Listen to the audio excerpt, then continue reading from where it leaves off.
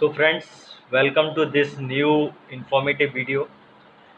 इस वीडियो में बेसिकली हम लोग बैंक के बारे में बात करेंगे कि बैंक ने जैसे अभी आपने ये लोन ले रखा है, तो लोन को ईएमआईज आती हैं, जो ईएमआईज को पे करने में लोग अनेबल है। तो गवर्नमेंट ऑफ इंडिया ने क्या प्रोविज़न दिया है और किस तरह से वो इम्प्लीमेंट होगा, और आपको जो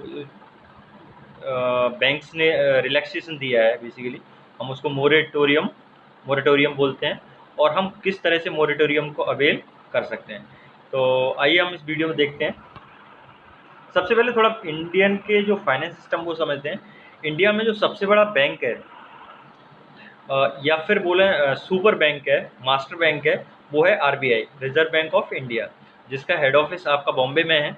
और इसके अभी जो गवर्नर हैं वो हैं शक्तिकांत दास।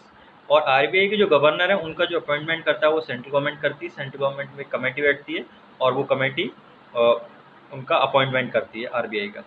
तो बेसिकली आरबीआई एक ऑटोनॉमी बॉडी है जो कि सारे बैंक्स की मॉनिटरिंग करती है, सारे बैंक के लिए पॉलिसी बनाती है, गाइडलाइंस बनाती है, फ्रेमवर्क बनाती है, जिसके अंडर में वो बैंक्स काम करते हैं। ठीक है। तो लेकिन जो आरबीआई है उस पर पूरा गवर्नमेंट का होल्ड रहता है ना। गवर्नमेंट के हिसाब से इनको अपना जो पॉलिसीज़ वगैरह वो बनानी पड़ती हैं।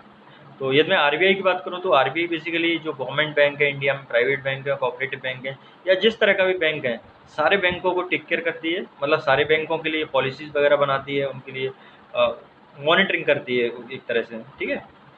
अब इसके बाद जैसे अभी हम बात करें जो मोरेटोरियम या डिफरमेंट, जो ईएमआई लोगों ने लोन ले रखा है, जैसे कार लोन है, होम लोन है, इंडस्ट्री के लिए कॉरपोरेट लोन, या अलग अलग तरह के लोन्स आते हैं।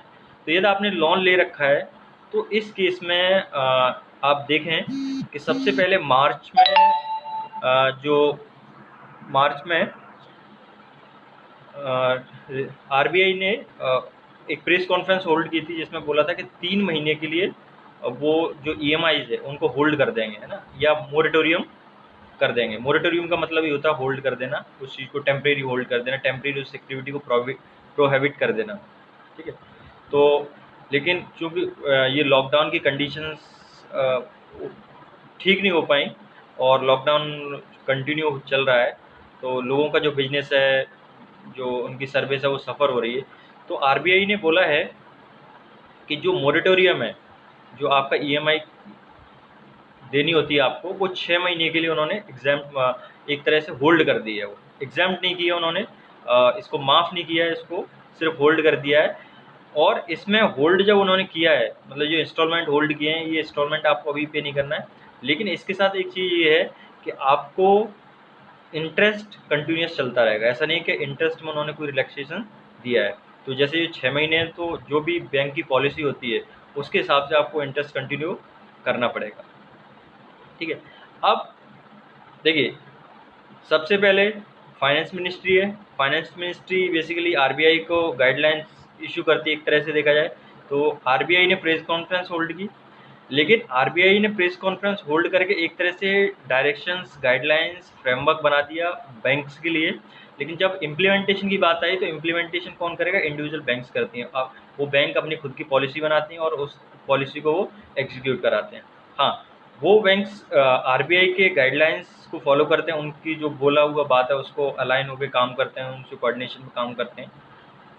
तो बैंक का क्या कहना है? बैंक्स का ये कहना है कि यदि आप जो ईएमआई है वो पे कर रहे हैं, है ना, पे कर रहे हैं, तो कोई इशू नहीं है, आप पे कर सकते हैं। लेकिन यदि आप पे नहीं करना चाहते हैं तो उसका मोरेटोरियम या डिफरमेंट ले सकते हैं, लेकिन उसके लिए आपको बैंक में अप्लाई करना पड़ेगा।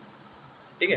तो कुछ बैंक ऑटोमेटिकली इसको कंसीडर कर ले रहे हैं, लेकिन ज़्यादातर बैंक के केस में क्या है, कंसीडर करना पड़ता है। इवन बैंक वाले फ़ोन करके पूछते हैं, सर ईएमआई आप क्यों डिपॉजिट नहीं कर रहे हैं? तो यदि आपको अप्लाई करना है इसके लिए, मोरेटोरियम के लिए, तो क्या प्रोसेस है वो मैं आपको बता देता हूँ। तो मोरेटोरियम के अप्लाई करने के लिए आपको क्या करें, बैंक्स की मैंने यहाँ पे आप देखें सारे बैंक्स की मैंने ईमेल आईडी दे रखे हैं। उस ईमेल आईडी पे आपको मेल ड्रॉप करना होता है कि हमारा बिजनेस ठीक से नहीं चल रहा है और जो गवर्नमेंट ने गाइडलाइन इशू की है उसके हिसाब से हमें मोरेटोरियम दिया जाए। ठीक है। तो ये आप देंगे तो बैंक फिर आपको रिस्पॉन्ड करेगा, रिवर्ट करेगा। अदरवाइज़ इवन बैंक वाले कॉल करके पूछेंगे सर आपको मोरेटोरियम लेना है तो आप मेल ड्रॉप करिए, नहीं तो अदरवाइज़ आप अपना ईएमआई जो भी किस्त है इंस्टॉलमेंट्स हैं वो पे कीजिए। तो मैंने यहाँ पे ये ईमेल आईडी सब बैंक्स की ईमेल आईडीज़ दे रखी हैं, तो इन केस मान लो किसी को ज़रूरत है कि कहाँ पे करना है तो आप यहाँ से कर सकते हैं। तो ये जनरल आईडी दे रखी हैं। इवन आपका किसी व्यक्ति से कम्युनिकेशन चलता है बैंक में तो आप उसको सीसी करके इन आईडीज़ पे मेल कर सकते हैं। ये सारे बैंक है, एक्सिस बैंक है, एचडीएफसी है, आरबीएल है, एससीबी, तो ये ऑलमोस्ट सारे बैंक्स की मैंने ईमेल आईडी यहाँ पे कलेक्ट करके आपको प्रोवाइड किए हैं। मैंने आपको ये भी प्रोवाइड किया है कि जैसे लेटर किस तरह से लिखना है, तो जैसे इसमें 3 महीने का दिया है, आप उसको 6 महीने में कन्वर्ट करके लेटर की लैंग्वेज क्या होनी चाहिए वो आप यहाँ पे देख सकते हो, दी हुई है। तो एक लेटर का फॉर्मेट ये है, आप इस फॉर्मेट को कर सकते हो। बेसिकली आपको लेटर में ये मेंशन करना पड़ेगा, अपना नाम मेंशन करना पड़ेगा, लोन का अकाउंट नंबर मेंशन करना पड़ेगा, तो ये है।